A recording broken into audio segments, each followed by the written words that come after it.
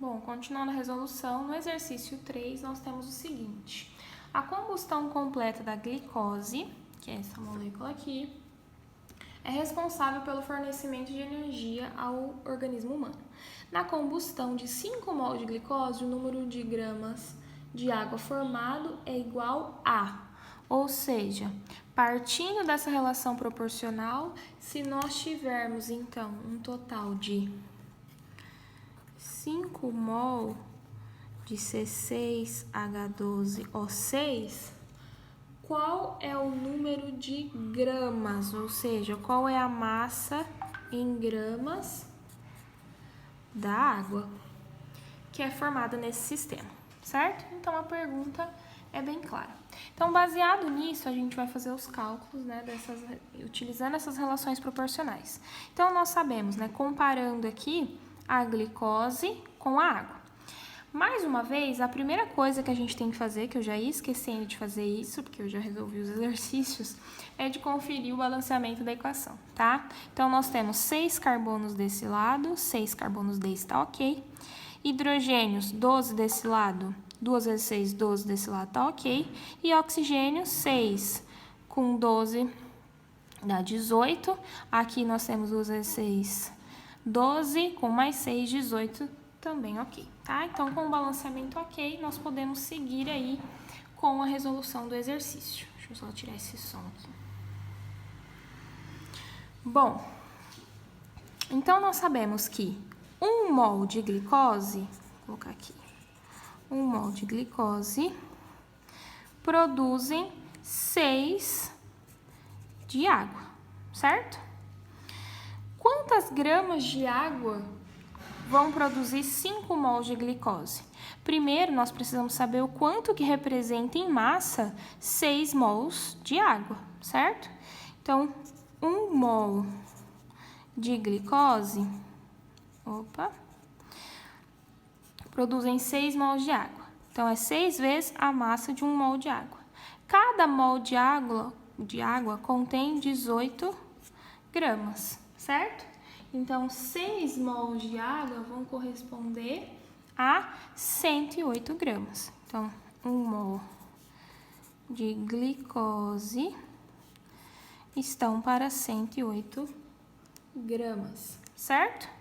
Então, 5 mols de glicose produzem X, ou seja, 5 vezes mais essa massa, o que nos resulta em um total de 540 gramas de água. Já no exercício 4, a alternativa que contém essa resposta é a letra E.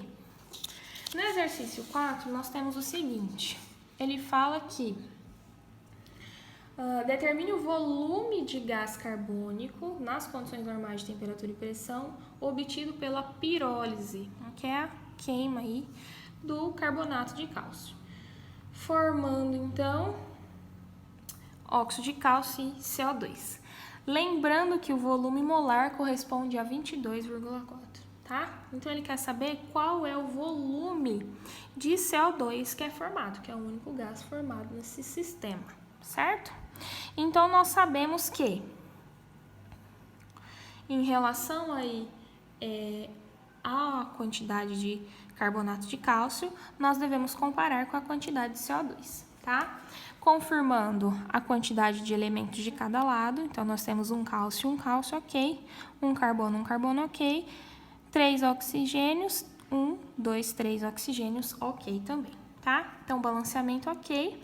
Nós seguimos para essa comparação. Então, nós sabemos que 1 mol de CaCO3 produzem o quê?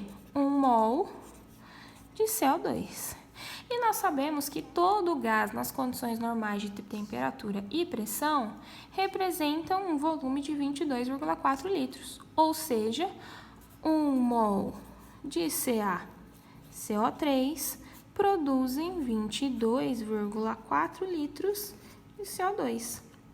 Se nós tivermos o valor que ele dá lá do carbonato de cálcio, que é 5 mols de carbonato de cálcio, quanto em volume produziremos o CO2, ok? Então, fazendo os devidos cálculos, chegamos à conclusão que o volume produzido é um total de 112 litros de CO2.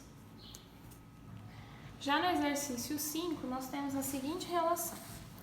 Então, o gás SO2 é formado na queima de combustíveis fósseis. Sua liberação na atmosfera é um grave problema ambiental, pois através da série de reações que ele irá sofrer, irá se transformar em H2SO4, um ácido muito corrosivo no fenômeno conhecido como chuva ácida. Sua transformação pode ser simplificadamente representada por, então, o enxofre sólido reagindo com o enxofre gasoso, formando SO2. Quantas toneladas de dióxido de enxofre, que no caso, né, dióxido é 2 oxigênio, então, dióxido de enxofre é o SO2. Então, quantas toneladas, né, a massa em toneladas,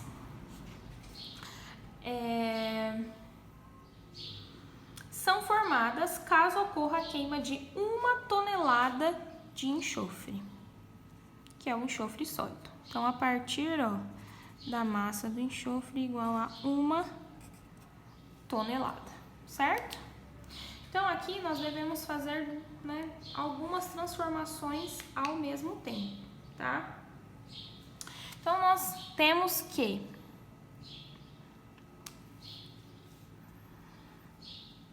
um mol de enxofre, considerando, né, que a reação já está balanceada, fica mais fácil de ver um enxofre, 2 oxigênios. Então, 1 mol de SO2, aliás, de S, formam 1 mol de SO2, certo? Se nós temos 1 mol de cada, significa que nós conseguimos a quantidade em massa de cada, certo?